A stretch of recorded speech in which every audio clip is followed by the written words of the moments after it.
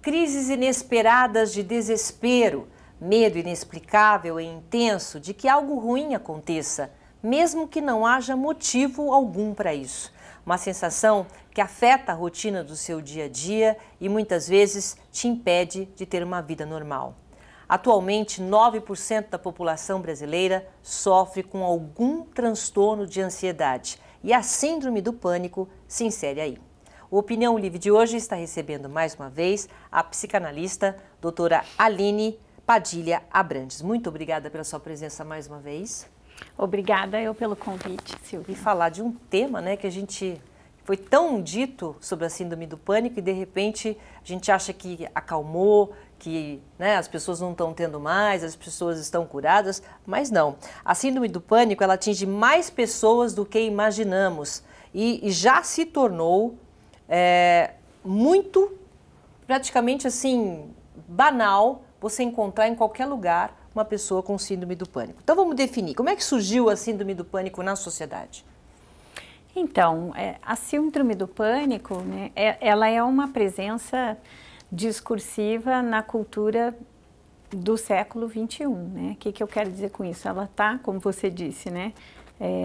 Se escuta em qualquer lugar, né? As pessoas falando, normal até, estou né? com síndrome do pânico, né? Até uma certa, algo da ordem de uma certa patologização, né? Que é uma generalização, às vezes é outra coisa, né? Mas acaba recebendo essa nomeação, né? Então, é muito comum, e isso se chega, né, nos consultórios, as pessoas falando que tem síndrome do pânico, né?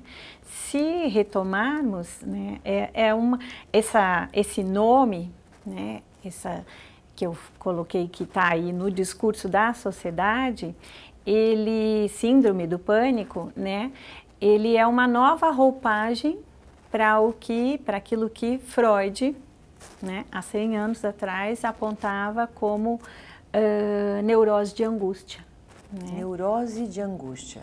Então, o pânico, né, aí associado, né, ele está relacionado a uma crise de angústia muito grande, né, em que a partir do momento que isso foi formalizado, né, pela psiquiatria e a partir, né, das pesquisas científicas que são bastante, né, sérias, mas que acabam fazendo uma certa desvalorização da subjetividade, né, e em relação às questões da humanidade, né, porque as mazelas de se viver, né, da vida, né, o quanto isso há um sofrimento aí do homem. Então, a partir do momento que a síndrome do pânico passou a ser estabelecida como um nome, a angústia, né, que é a causa, foi retirada, né, e ficou como efeitos sem causa, né? Vamos supor, você conversa... Um dos efeitos de síndrome do pânico seria... Quer dizer, a síndrome do pânico, né? Ela tem vários efeitos, a pessoa fala o que ela sente, sim, né? E isso é nomeado como síndrome do pânico, né? E tratado, aí entra a questão também da farmacologia, do que, sim, a gente tem hoje em termos de medicalização, né, da sociedade, e aí tratado com uma medicação, né, onde fica sustentado nessa questão do ter e não questionado o ser do sujeito, né, qual é a relação dele com aquela angústia, né, com aquilo que a angústia traz para ele, que tem como efeito esse pânico, né? Então é uma angústia que, na verdade, essa crise de angústia que a gente tem é a síndrome do pânico. É isso. Só mudou a nomenclatura. A nomenclatura, mas ao mesmo tempo que muda a nomenclatura, a leitura passou a ser outra, porque se excluiu, né, de certa forma, excluiu a angústia, que é a causa, e passou a ser, me parece, efeitos, né? Porque a pessoa tem muitas sensações no corpo, angústia, né? são efeitos que não têm causa, né? Que tem algo a se fazer em termos de medicação, algo a se fazer em termos de criar um aparato para o sujeito, mas não tratar a causa que é a angústia, né? Então, parece que aquilo que foi recalcado, que é a angústia, retorna, né, no corpo, retorna de uma outra forma. Se foi recalcado do discurso da sociedade, retorna nos sintomas que a sociedade apresenta atualmente. Quer dizer, coloca-se então síndrome do pânico como se fosse uma coisa enorme, afinal de contas, o que precisa ser tratado mesmo é a angústia. Quer dizer, volta-se no que Freud dizia lá atrás, né? Então as pessoas não têm uma causa, né? Que eu falei na abertura, não sabe por que tem aquele medo, não sabe por que não quer sair de casa. Agora, por que o pânico? A pessoa tem pânico do quê? De quê? É justamente essa questão, né? Assim, o pânico, ele é um efeito da angústia, né? Ele é como um sintoma, daria para se dizer, da angústia, é uma resposta à angústia. A pessoa fica em pânico porque a angústia, ela é aquilo que acomete uma pessoa, né? Um sujeito, que simplesmente aparece. Do nada. Do nada, as pessoas falam isso, né? De repente eu estava lá na minha vida cotidiana, numa situação normal, que eu, né, todos os dias, enfim, tô lá no meu trabalho e aí do nada me dá uma sensação de palpitação, um sufocamento, parece que eu vou ficar sufocado ou que o meu coração vai explodir de tanto disparar, uma sensação de morte, né?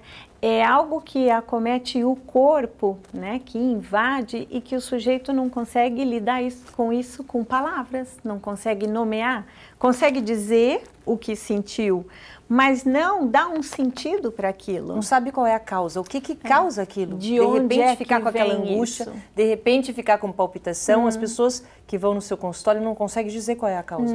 Ficam a colocar, né, essa sensação que traz, né, que dá para se dizer como, até uma comparação assim, como se fosse um monstro, né, um deus monstruoso, muito poderoso, né, que toma conta, né, que acomete o corpo e que não tem palavras, não consegue com palavras lidar com isso, né, é uma invasão de algo que causa um certo estranhamento, que desintegra, né, aquele sujeito que tem o seu, né, eu sou tal pessoa, tem a sua identidade, o seu eu aí constituído, que é dotado de sentido, isso se desintegra. De repente. Né? De repente e a pessoa, se desintegra. A pessoa realmente entra em pânico.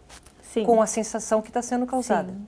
Porque não consegue colocar em palavras, né? A falta de palavras, a questão da linguagem, né, fica em falta aí, o simbólico fica em falta aí porque não consegue colocar em palavras e aí isso toma conta do corpo, né, acaba fazendo com que o sujeito não tenha recursos pela via da palavra para lidar com isso. E esses são os principais sintomas ou são outros? Os principais sintomas para a gente detectar que está podendo estar com a o que mais se escuta, né, no consultório. Muitas vezes, né, quando a pessoa chega no seu consultório, ela já tem um percurso de passar, muitas vezes, no pronto-socorro, né, porque acha que está morrendo, aí chega lá... tem essa sensação de achar que está morrendo. Sim, que dá uma palpitação muito grande, um sufocamento, um mal-estar, que é uma sensação como se fosse de morte, né? E vai no pronto-socorro, faz toda uma bateria de exames e o médico diz, você não tem nada. Você não tem nada. Né? Então, é bem algo da ordem da subjetividade, né? É sintomático, que diz respeito às questões subjetivas daquele sujeito. Por isso, é importante, né, que possa pensar sobre isso. E trabalhar o que realmente está causando isso. Agora, a síndrome do pânico é um transtorno? A gente pode chamar de transtorno ou é uma crise momentânea?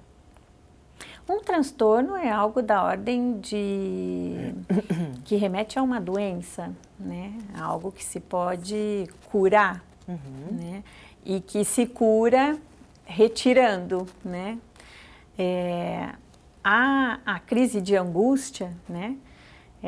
Crise de angústia. Ela é uma crise. Crise de angústia. Né? Ela é uma crise, ela é algo que num determinado momento, né? Que é um momento da subjetividade do sujeito que acomete ele, né? Então, não é uma doença, né? Não é um transtorno, então. Não é um transtorno.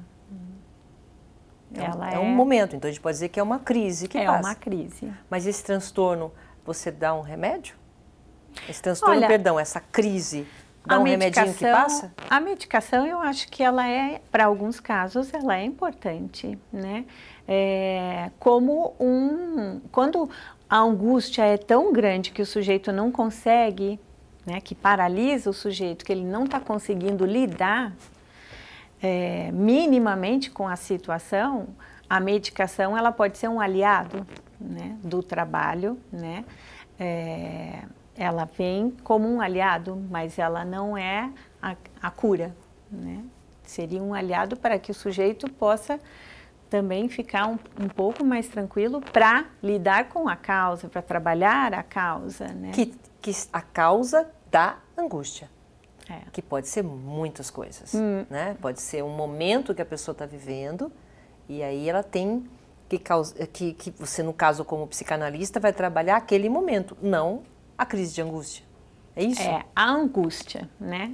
A angústia, ela está remetida a algo de quando aquilo que é da ordem do que é possível colocar em palavras, do que é possível nomear, do que é possível dar sentido, falha. Olha, interessante isso. E isso para o sujeito é completamente desintegrador, né? Assim, ele é bastante terrível, por isso vem o pânico. Bem assim, eu não sei o que eu estou sentindo, eu não sei o que eu estou passando, eu não sei por que eu não quero mais sair de casa, eu não sei por que eu tenho medo. Quer dizer, a pessoa não sabe nada, apenas em algum momento do dia dela, então não é uma crise que é toda hora. Em algum momento, é aquilo que você falou, de repente ela começa a sentir aquilo. Então não tem nenhum gatilho para isso. Pode acontecer de qualquer forma. Não existe um gatilho, alguma coisa. Olha, quando eu entro no lugar externa, você está querendo dizer?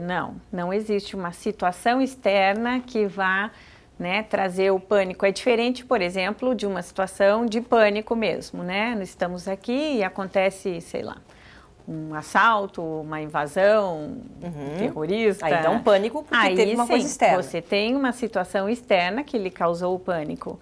A crise de angústia, não. Ela é algo da ordem subjetiva do sujeito, né? Algo da ordem desse real que invade, né, do corpo, que traz essa sensação que é estranha para você mesmo, é estranho, né? Um estranhamento de si mesmo e que você não consegue nomear, não consegue lidar com isso com as palavras, né? Olha, vou dar uma pausa aqui para a doutora Aline tomar a sua aguinha. Vou fazer um rápido intervalo e daqui a pouco eu volto, tá bom? Até já. Universidade Paulista Unip é a preferida do mercado de trabalho. 5 anos consecutivos, ranking universitário confirma. Unip é a universidade particular preferida dos que contratam em todo o Brasil. Unip, qualidade e empregabilidade realmente comprovadas. O Opinião Livre está de volta, hoje conversando com a psicanalista doutora Aline Padilha Abrantes. Nosso assunto é síndrome do pânico. No primeiro bloco, chegamos aqui à explicação de que síndrome não é um transtorno, é realmente uma crise de angústia. E angústia e ansiedade é a mesma coisa? Elas estão articuladas, né? A ansiedade e a angústia estão bem articuladas, mas tem pontos, né, que se diferenciam, sim, né? A ansiedade, né, é quando o sujeito fica, né, de certa forma, a pensar, né, quando ele fica numa expectativa de algo que ainda não aconteceu, né, fica referido antecipando um futuro de algo que ele não sabe. A ansiedade, assim como a angústia, elas estão relacionadas à questão do desejo, mas de uma ordem diferente. E a ansiedade fica, né, pensando nessa questão do desejo, dá para a gente pensar, né, será que vai acontecer aquele sujeito que fica muito angustiado, por exemplo, quando ele vai fazer uma entrevista, né? Para um trabalho. E aí, será que vai acontecer aquilo que eu quero?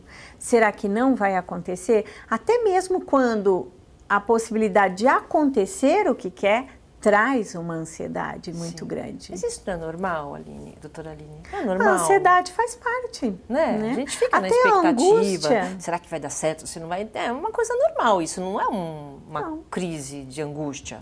Né? Só quando o sujeito realmente fica com uma ideia muito obsessiva, que ele não consegue parar de pensar, né, que aquilo o impede de fazer muitas coisas, né, ou que lhe traz um sofrimento muito grande, né, porque ele fica o tempo todo a pensar.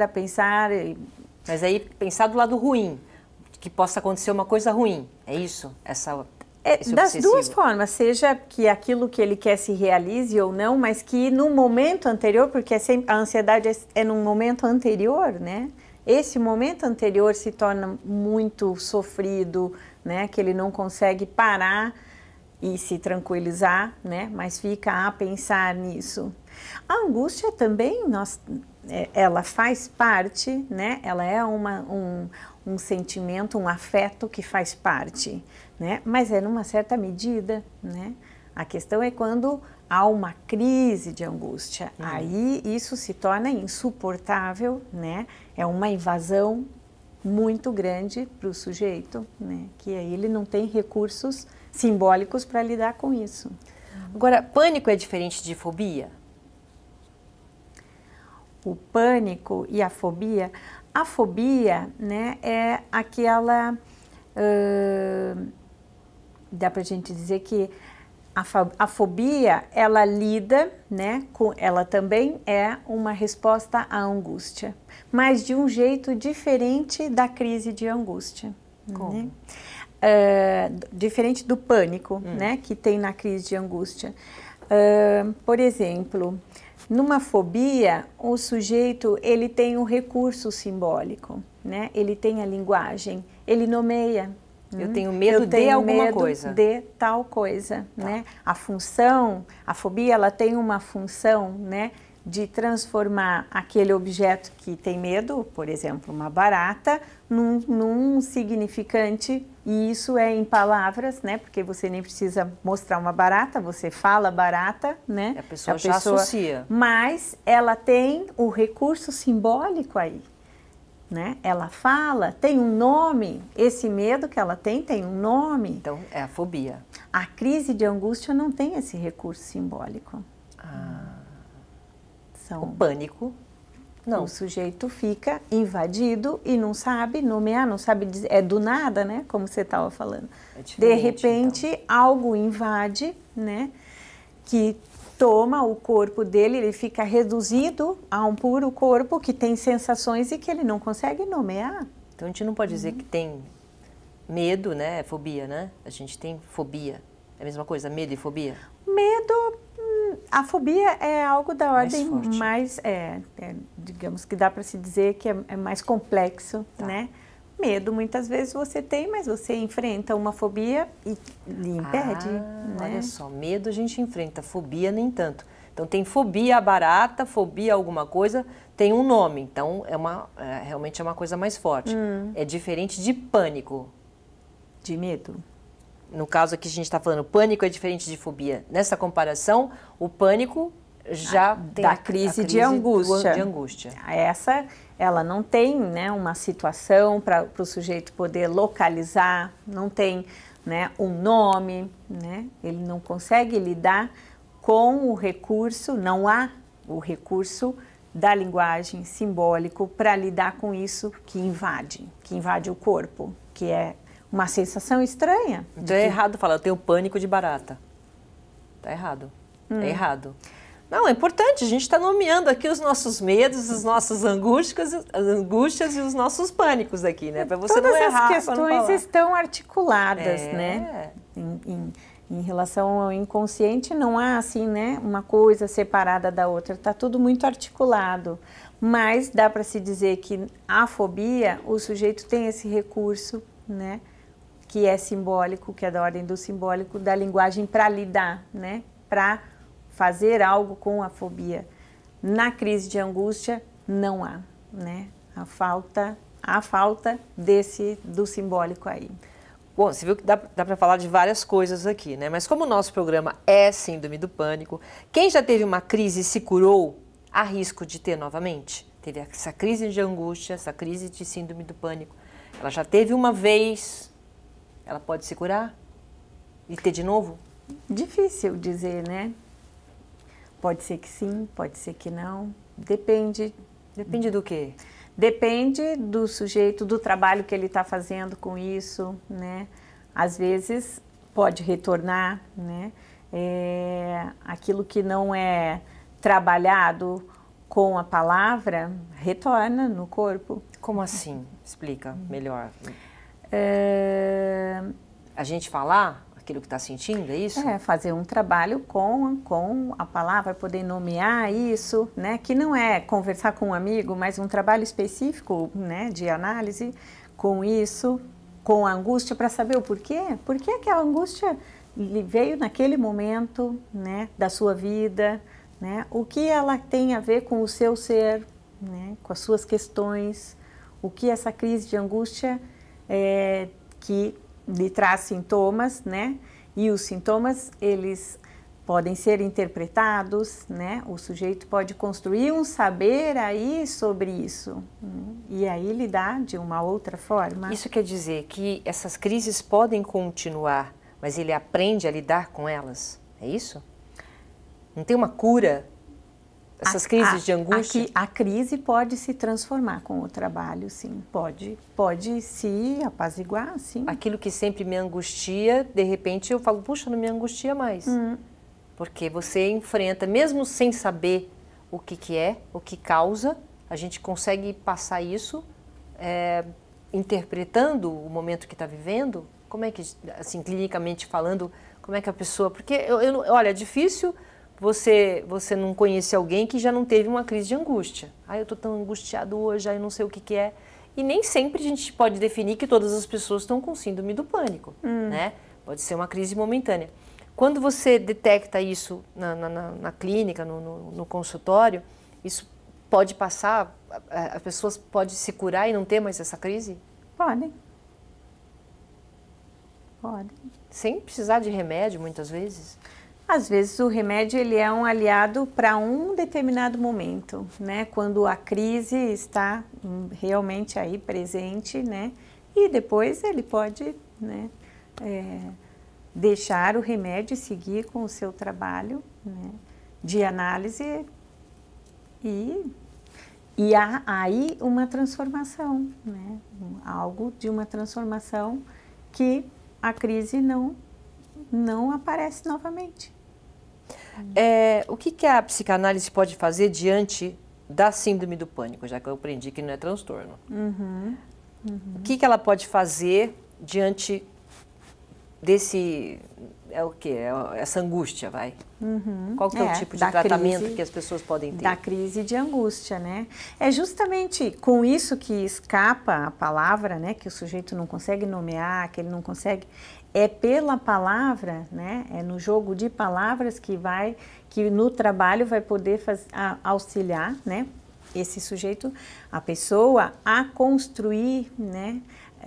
A dar sentido, né? A poder construir algo que vá dando um contorno, uma borda, que vá reintegrando, né? Para que ele possa lidar com isso até que haja, né, uma outra posição dele, uma transformação, né, em relação a essa questão. Que não é um trabalho de, eu tenho síndrome do pânico, então vou criar, né, fazer um trabalho de criar um jeito de ele sobreviver sem passar pelas situações onde a crise pode surgir. Não, né? É um trabalho de se questionar por que ele tem, né? O que acontece, o que ele pode dar de sentido aí, né? De construir algo que seja de uma narrativa, né? Justamente com as palavras, dando nome para isso que ele está sentindo, que ele vai poder fazer com que isso, né, que não tem nome, passe a ter um nome para aí, então, deslizar o sentido para outras coisas. Doutora Aline, então, aqui a gente tem também uma outra conclusão. Por exemplo, uma pessoa que é assaltada, ela ficou com medo de voltar para o lugar. Toda vez que ela passa perto do lugar onde ela sofreu o assalto, dá a mesma sensação. Isso é uma sensação de medo, é uma fobia ou é uma síndrome do pânico? Ela não quer mais passar naquele lugar. Ela ficou o quê? Esse trauma também traz para a síndrome do pânico? Esse momento, né, essa experiência que ela teve, porque o trauma para a psicanálise é outra questão, né? Mas essa experiência que ela teve, aí ela consegue localizar, né? Que o pavor que vem para ela, que não necessariamente pode ser uma crise de angústia, né? Que paralisa, porque nós estamos falando de crise de angústia, algo que realmente paralisa o sujeito. A pessoa não consegue, né, sair do lugar. Desintegra. Não consegue, né, sair de casa, é isso? Agora, nessa situação, ela localiza uma experiência que ela teve, né? É possível ela já a partir daí falar, né, sobre isso, porque teve um disparador, teve uma situação onde a coisa aconteceu, né? Pela primeira vez, aquela sensação, e quando ela retorna lá, enfim. Mas o trabalho é pela via da palavra também, né? É ela podendo, a partir disso que ela traz, dessa situação, né? Dessa experiência que ela viveu, ela poder ir construindo uma narrativa disso que ela viveu. Mas ela já tem esse recurso, né? Que é diferente da pessoa que não tem esse recurso, que diz do nada, eu estava em casa, sentada, fazendo o que eu faço todo dia, sei lá, assistindo o jornal e de repente me senti muito mal, veio uma sensação de que eu ia morrer, né? É diferente da pessoa que teve uma situação externa, localizou, né? Aconteceu um assalto, foi lá naquele lugar, essa experiência, né, trouxe algo de uma angústia para ela, sim, mas são experiências diferentes, né? Quando o sujeito diz do nada, né, algo que invade e é do nada, né, de repente, e quando ele diz houve uma situação, eu passei por uma experiência e a partir daí isso mobilizou algo de uma angústia. Muito bem explicado, muito bem explicado. Obrigada mais uma vez pela sua presença aqui. Obrigada pela troca. Muito obrigada. O nosso Opinião Livre de hoje fica por aqui. Obrigada pela sua companhia e até o próximo programa. Tchau.